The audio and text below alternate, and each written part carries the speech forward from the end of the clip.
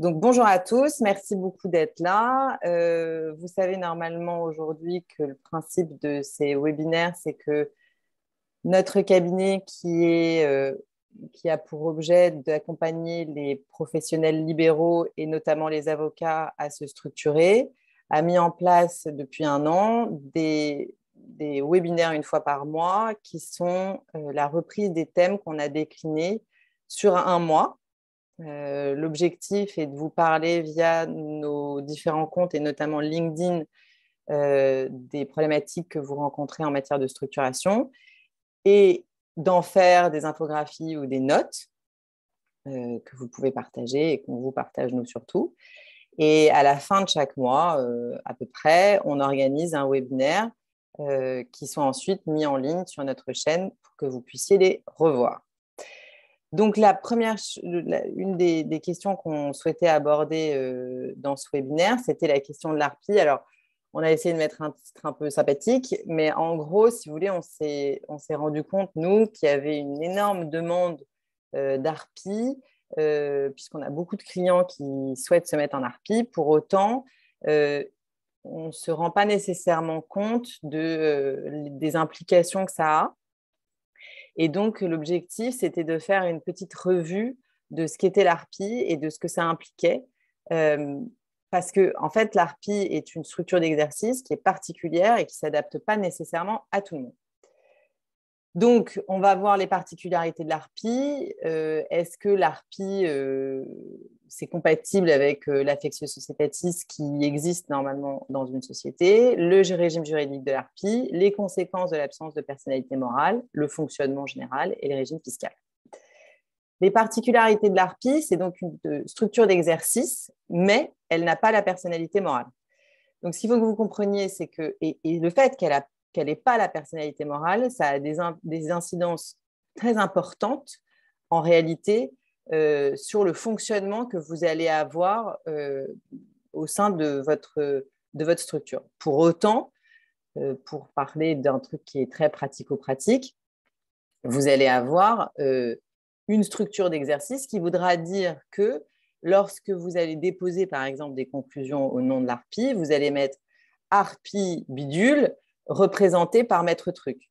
Et comme il y a beaucoup de confrères qui décident de faire des ARPI avec des structures d'exercice au-dessus, donc le truc qui est assez classique, c'est l'ARPI avec au-dessus des CELARL, et qui sont notamment des CELARL lus. Je me retrouve avec donc des conclusions dans lesquelles j'ai ARPI bidule, CELARL truc, représenté par maître machin. Il faut que vous le sachiez parce qu'en réalité, c'est comme ça qu'il faut l'envisager. C'est une structure d'exercice et comme elle ne représente que par l'intermédiaire des associés qui ont la capacité d'exercer, c'est comme ça qu'il faut le faire. Elle est dépourvue de patrimoine social. Elle ne peut pas faire l'objet d'une procédure collective. Ça veut dire quoi? Ça veut dire que le jour où, malheureusement, vous êtes obligé de déposer le bilan, ce n'est pas l'ARPI qui va déposer le bilan, mais c'est chacun des associés qui va déposer le bilan. C'est une société en participation. Alors, ce qu'il faut que vous sachiez, c'est que la société, pour ceux qui ne font pas de droit fiscal, la société en participation, c'est l'angle mort du droit fiscal. C'est-à-dire que c'est potentiellement la société, en fait, qui n'est pas vraiment une société, mais qui est un contrat, qu'on déclare à l'administration fiscale. Donc, elle a une personnalité, elle n'a pas de personnalité morale, mais elle a une personnalité fiscale. Et donc, elle va faire l'objet de publications, etc. Mais pour autant, elle aura pas le même fonctionnement qu'une société classique. C'est une association qui est connue des tiers et les membres agissent en qualité d'associés. Et donc, ce que je vous disais tout à l'heure, est repris ici dans le PowerPoint, c'est qu'effectivement, elle va avoir pour objet l'exercice, en l'occurrence, de la profession d'avocat. De tout temps, enfin en tous les cas depuis qu'il est possible d'être avocat et de se regrouper, de ne plus être exercé à titre individuel, on a pu constituer des associations. Et depuis un certain nombre d'années, on peut créer non pas une association, mais une ARPI. Et la question qui se pose, c'est quelle est la différence entre l'ARPI et l'association classique? Lorsque vous étiez en association classique, chaque associé répond sur l'ensemble de son patrimoine des conséquences et des fautes de ses fautes professionnelles et il va répondre des conséquences de ces fautes professionnelles de façon indéfinie et conjointe, commises par tous les autres associés. La différence avec l'ARPI, c'est que vous allez être responsable finalement des fautes commises dans votre exercice professionnel à titre individuel. C'est pour ça qu'on a appelé ARPI. Le I de l'acronyme veut bien dire responsabilité individuelle. Donc, ça n'engage pas le patrimoine des autres membres de l'ARPI. L'affectio societatis et l'ARPI, en gros, le problème de l'ARPI, si vous voulez, aujourd'hui, on a des très gros cabinets qui sont constitués en ARPI. Donc, ça ne veut pas dire que l'ARPI, ça ne fonctionne pas. En revanche, ce que ça veut dire, c'est que on a, comme c'est une société, comme ça n'est pas une société, comme c'est un contrat, dans les grosses ARPI, l'associé X rentre ou l'associé Y sort, il n'y a rien qui change. Ça va être un petit peu différent quand vous allez être maître X et Y qui décident de s'associer ensemble, mais il n'y avait pas un exercice en commun avant, et c'est une période de test, et comme elle n'implique pas nécessairement le partage, en fait, vous en faites ce que vous voulez. C'est pour ça que dans certains cas, on a des ARPI qui correspondent plus à des SCM qu'à autre chose en réalité. Elle ne favorise pas en tous les cas l'affectio societatis, c'est-à-dire le travail en commun. J'ai même des clients dans lesquels je vais avoir des ARPI, donc c'est l'ARPI qui facture et qui va encaisser, mais ces clients-là se sont débrouillés avec leur banque pour avoir en dessous du compte de l'ARPI des sous-comptes qui correspondent aux différents associés. Ce qui veut dire qu'en fait, il va y avoir potentiellement, et alors dans ces clients dont je parle, il y en a même qui, comme j'ai des CELARL au-dessus, ont tous les contrats donc, de salariat, de collab et potentiellement aussi des contrats qui permettent l'exercice, ont tous les contrats au-dessus. Donc en fait, l'ARPI se retrouve à être simplement un moyen de communiquer. Pour parler aussi d'une des grandes différences entre l'ARPI et les sociétés d'exercice libéral ou les sociétés de droit commun, au-delà de la personnalité morale, vous avez compris, ça veut dire que vous avez quelque chose qui n'existe pas dans ces sociétés-là, c'est que vous avez un droit de retrait. Demain, vous êtes en ARPI, vous voulez sortir de l'ARPI, vous donnez vous envoyez un courrier à R, vous faites votre préavis de 6 mois et c'est terminé, vous sortez. Donc, c'est en ce sens-là que certains auteurs ont dit que l'ARPI n'était pas globalement une solution pour faciliter objectivement le travail en commun et l'affectio societatis. Le régime juridique de l'ARPI, alors, quand on dit absence de personnalité morale, ça veut dire quoi? Ça veut dire qu'il n'y a pas d'immatriculation, évidemment, au RCS. Ça veut dire que tout le monde, par un abus de langage, dit les statuts de mon ARPI, mais en fait, il n'y a pas de statut. Il y a une convention d'ARPI, et cette convention, elle est mise en œuvre par la volonté des associés. Donc, normalement, la convention, comme le pacte, doit normalement être modifiée à l'unanimité des associés. Alors, ce n'est pas toujours le cas, mais ça devrait être le cas. Les membres de l'ARPI, puisqu'on ne parle pas d'associés, mais on parle de membres, les membres de l'ARPI peuvent être des personnes physiques ou des personnes morales. Et sous réserve que la convention le prévoit, vous pouvez avoir plusieurs exercices. Lorsque je vous parlais des schémas qui existent, c'est-à-dire j'ai une ARPI et des CELARL au-dessus, je vais avoir nécessairement un double exercice. Mais ce qui est intéressant de savoir, et si on va un peu loin dans la granularité de quelles sont les conséquences de l'absence de personnalité morale, ça veut dire que l'ARPI ne peut pas contracter. Donc, quand vous avez des gens qui font des ARPI et qui concluent des contrats de collab ou même des contrats de ce que vous voulez d'ailleurs, des contrats de travail, des contrats de prestation de services, et qui signent maître machin au nom de gérant en qualité de gérant de l'ARPI, ça ne veut rien, enfin, je veux dire, ça veut rien dire juridiquement. Juridiquement, ça veut dire que ce que constituent les associés, c'est-à-dire l'indivision que constituent les associés, l'indivision que constituent les associés va contracter. Ce qui veut dire, allons plus loin, ce qui veut dire que vous contractez un contrat de bail et puis vous décidez un jour de sortir de l'ARPI. Votre bail, il a été signé, maître machin, qui était le gérant à l'époque de l'ARPI, il a signé au nom de l'ARPI. Vous sortez de l'ARPI et puis 2 ans après, l'ARPI arrête de payer ses loyers. Est-ce que vous, qui n'êtes plus dans l'ARPI, est-ce que vous, on peut considérer qu'on peut venir vous demander de régler les loyers? Eh bien, si on parlait sur le plan strictement juridique, vous pourriez. Parce que vous n'avez pas dit à votre co-contractant que vous étiez sorti de l'indivision et il n'a pas accepté que vous soyez sorti de l'indivision. Donc, si rien n'a été fait auprès du bailleur et que le bailleur ne l'a pas accepté, vous pourriez potentiellement vous retrouver à être co-responsable de la dette qui a été créée. Donc, c'est quand même quelque chose qui est important et je vous le disais, ce n'est pas grave dans des très gros cabinets, mais dans des plus petits, c'est quand même important. Alors, je décline ici les différentes conséquences de l'absence de personnalité morale de l'ARPI. Je vous ai dit pas de patrimoine social. Alors après, ce qui est vrai, c'est que les entrées et les sorties sont facilitées. Comme vous n'avez pas de capital social, comme vous n'avez rien qui constitue le socle de l'ARPI, vous n'avez que des droits. Vous avez des devoirs également, mais vous n'avez que des droits à distribution qui vous sont donnés et qui correspondent à la clé de mise en place que vous avez faite dans votre ARPI.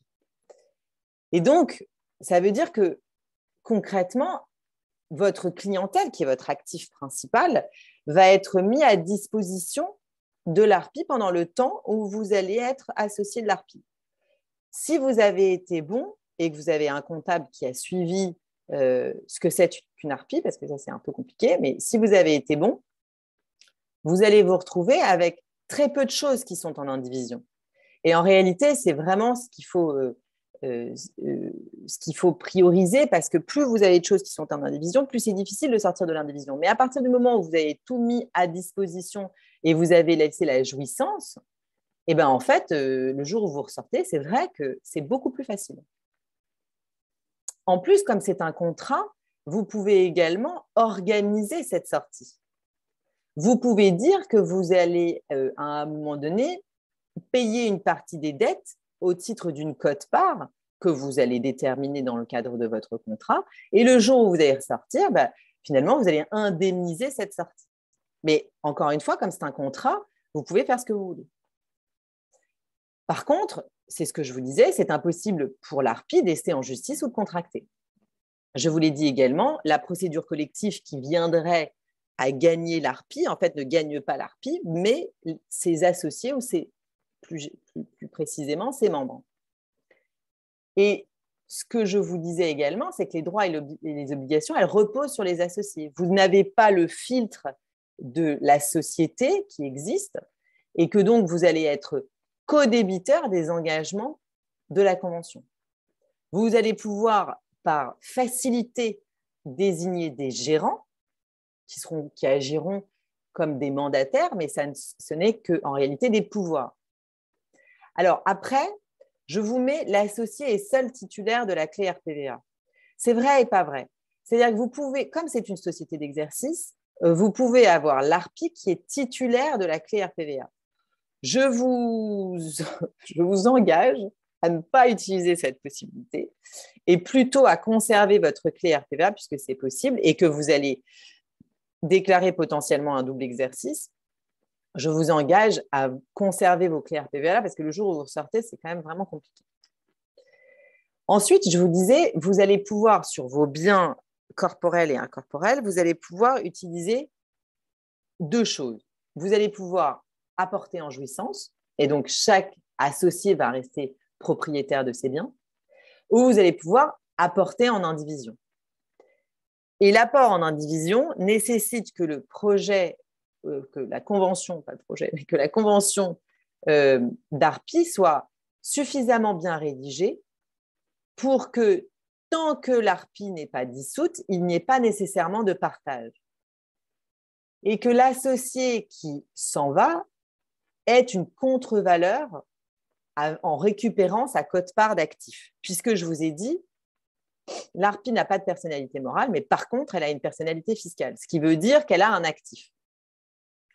Et ensuite, ce qui est dit est vraiment, alors là, je vous engage à être très précis dans le cadre de la rédaction de vos conventions d'Arpi, je vous engage à préciser que la clientèle est apportée en jouissance. Parce qu'à partir du moment où je patrimonialise la clientèle, alors déjà, c'est compliqué quand on est en société d'exercice commercial, entre guillemets, mais alors quand on est en Arpi, c'est encore pire. Ensuite, vous allez pouvoir, de même, dans la même lignée de ce que je vous dis, vous pouvez avoir pour les biens qui sont affectés à l'usage commun, conserver cette dichotomie qu'il y a entre propriété personnelle mise en jouissance ou propriété indivise. Et donc, à chaque fois, cette propriété indivise va avoir des conséquences. Et je vous disais, le bail, il va être conclu par l'ensemble des associés. L'Arpi, elle va employer, mais ça va être l'indivision qui va faire qui sera cotitulaire de la qualité d'employeur. Contrat de collab, c'est pareil. Et facture émise, c'est pareil. Donc, il faut avoir conscience de ça parce que le jour où vous sortez, potentiellement, il faut prendre des dispositions ou avoir confiance en ses anciens associés. Potentiellement, il faut prendre ces dispositions-là. Alors, certains, et c'est ce que je vous mets dans la slide-là, certains décident de passer par le biais d'une société de moyens, une SCM, qui porte l'intégralité des actifs, des contrats, pour avoir potentiellement une personne morale qui détient ces contrats-là et pouvoir bénéficier de cet avantage qui fait que potentiellement, cette personne morale peut contracter. Alors, le fonctionnement de l'Arpi, ce que je vous disais, c'est que les associés vont avoir des droits. Ces droits, ils ne sont pas cessibles. C'est un droit qui est intuitu personné. Ils ne sont pas cessibles, ils sont complètement dépourvus de valeur économique. Ce qui veut dire que, et là, je vous engage aussi à être assez précis dans vos conventions d'Arpi, il faut préciser, même si c'est le sens de l'Arpi, il faut quand même le préciser à l'intérieur de votre convention, que potentiellement, le jour où vous ressortez, vous ne ressortirez pas nécessairement qu'avec l'intégralité de vos clients. Puisque si vous avez bien travaillé, puisque c'est le sens de l'association, si vous avez bien travaillé, vous allez peut-être avoir des clients qui vont rester pour certains de leurs dossiers avec vos anciens associés. Alors, quand vous ressortez, c'est toujours un peu compliqué, mais en tous les cas, pour la bonne marche de l'Arpi, il faut qu'il y ait inscrit à l'intérieur de la convention d'Arpi qu'il ne peut pas y avoir de dédommagement dans un sens ou dans un autre, parce qu'effectivement, vous pouvez avoir laissé des clients à l'intérieur, mais potentiellement, vous pouvez avoir récupéré des clients également. Et donc, sauf à ce qu'il y ait des agissements déloyaux, auquel cas on serait sur un autre plan qui serait du droit de la concurrence, mais sauf à parler de ça, a priori, il n'y a pas d'indemnisation à raison des clients qui sont conservés par les uns ou par les autres. Je vous parlais de la contribution aux dettes de l'association. Elle est indéfinie et conjointe à proportion des droits de chacun dans l'association. Alors, ce qu'il faut que vous sachiez, c'est qu'on vous l'a mis comme ça, mais en réalité, c'est vraiment, on prend la lettre du principe même de ce que c'est que la société en participation, c'est à parts égales. Sauf si la convention, le contrat qui lie les parties prévoit différemment. Donc, ce qu'il faut que vous fassiez, surtout, c'est prévoir à l'intérieur de vos statuts comment la contribution aux dettes sera répartie. Alors, il y a plusieurs façons de le faire. C'est-à-dire que vous pouvez dire à proportion des droits de chacun dans l'association. Vous pouvez dire à proportion de la quote-part de la quote-part de rémunération qui a été attribuée à chacun des associés. Vous pouvez dire à parts égales. Vous pouvez dire aussi, ça sera 60-40. Nous, on l'a fait dans certaines associations où c'était 60-40 parce que ça avait été décidé comme ça. Mais en tous les cas, de le prévoir, c'est toujours pareil, c'est quand même plus confortable. Alors, les droits revenant à chaque associé, en fait, il faut que… Je vous ai parlé de rémunération pour que ça soit plus facile, mais en réalité, on parle de quote-part de résultat. D'accord? On ne parle pas de rémunération. Et ensuite, on vous enjoint… Alors, avec la nouvelle loi, c'est un tout petit peu différent, mais effectivement, c'est toujours mieux de faire les déclarations d'insaisissabilité. Alors ensuite, ce qui est assez rock'n'roll, c'est le régime fiscal de l'ARPI. Puisque je vous disais, elle n'a pas de personnalité morale, par contre, elle a une personnalité fiscale. Donc, je vais avoir ce qu'on appelle en droit fiscal un patrimoine d'affectation. Donc, je vais avoir un bilan. Je vais avoir potentiellement un régime de plus-value, qui seront des plus-values professionnelles, puisque c'est un exercice professionnel. Je vais avoir des charges qui sont affectées à ces biens qui seront déductibles de mon bénéfice. Donc, je vais avoir aussi potentiellement des déclarations de l'association qui seront différentes de celles qui sont souscrites par les associés. Alors là, ça dépend parce que vous pouvez choisir, en fait, vous pouvez choisir si votre ARPI, elle va être à l'IS ou à l'IR. Si elle est à l'IR, vous allez avoir une 2035 qui va être faite par l'ARPI, dans laquelle je vais affecter à chacun des associés sa quote-part de résultat, qu'il déclarera par ailleurs. Si vous rajoutez une complexité en plus et que vous allez avoir des CELARL au-dessus, il faut faire attention parce que potentiellement, vous allez avoir la quote-part de résultats qui va être envoyée aux différentes structures, mais ces structures sont à l'IS. Et donc, quand les associés vont acheter leur ordinateur portable, faire leur déjeuner et que sais-je, si ces charges-là, elles ne sont pas prises en charge par l'ARPI, vous allez potentiellement avoir de la TVA dont vous ne saurez que faire, puisque la quote-part de résultats que vous allez avoir, qui vous est transmise par l'ARPI, ça n'est pas quelque chose qui est soumis à TVA. Donc, potentiellement, dans ces cas-là, il est possible que le plus intelligent soit d'avoir une ARPI à l'IS. Enfin bon, là, après, c'est encore quelque chose de particulier, mais il faut que vous sachiez que ça existe. Alors, ce qui est intéressant dans le régime de l'ARPI, c'est au niveau de la clientèle. La clientèle, elle n'est pas apportée au sens du droit des sociétés, c'est-à-dire en contrepartie de quelque chose, elle est apportée simplement en jouissance. Ce qui veut dire que j'évite l'imposition, enfin les conséquences, en fait, on vous a décrit là, mais ce sont, pour le dire plus simplement, ce sont les conséquences de la cessation d'entreprise. Elle ne s'applique pas puisque la clientèle est apportée en jouissance. Sous réserve, évidemment, que vous l'ayez précisé. Après, si vous vous retrouvez avec une clientèle qui est apportée en jouissance, qui n'est pas apportée, en jouissance et qui a un transfert de la clientèle à l'indivision, vous allez vous retrouver avec potentiellement les conséquences de la cessation d'entreprise.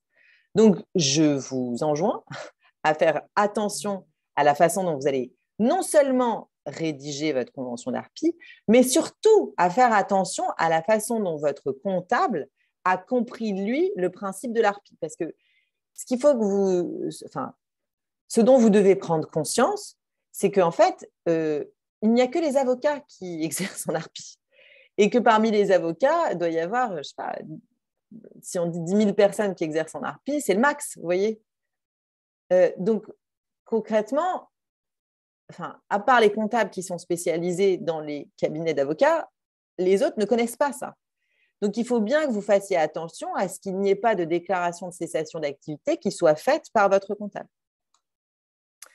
Alors, On vous a fait une petite slide récapitulative puisque vous avez compris l'objectif de ces petits webinaires qui durent assez peu de temps pour vous permettre de rentrer chez vous le soir, c'est d'avoir une photographie assez pratico-pratique de ce que c'est que l'ARPI.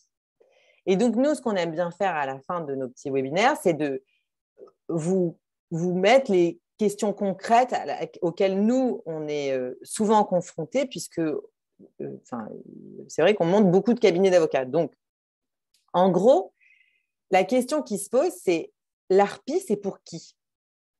L'ARPI, elle a l'avantage d'être, ce que je vous mets sur la slide, c'est une association protéiforme. Ce qui veut dire que vous pouvez avoir des gens qui sont hyper intégrés, et ça sera le cas de toutes les grosses associations que vous connaissez, donc pour les gros cabinets, ou très peu intégrés, qui sera le cas de ce que je vous ai décrit tout à l'heure, c'est-à-dire avec des sous-comptes et des gens qui se refacturent des charges, parce qu'en fait, leur seul problème, c'est, on va se parler clairement, c'est d'afficher un front commun, une communication commune, mais en réalité, dans l'activité day-to-day des associés, il n'y a pas, ils espèrent que potentiellement, il y aura un jour ce qu'on appelle le cross-selling, mais globalement, il n'y en a pas.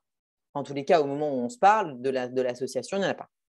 Et donc, c'est vrai que c'est un moyen de communication que n'est pas la SCM et qui potentiellement, les cabinets groupés ou les réseaux ne répondent pas vraiment à l'exigence de tout inclus qui est aujourd'hui de mise dans les cabinets et que souhaitent afficher les cabinets. Et donc, on se retrouve avec des associations qui peuvent être du très intégrées, comme chez Gilles, ou beaucoup moins intégrées, ce que je vous ai décrit.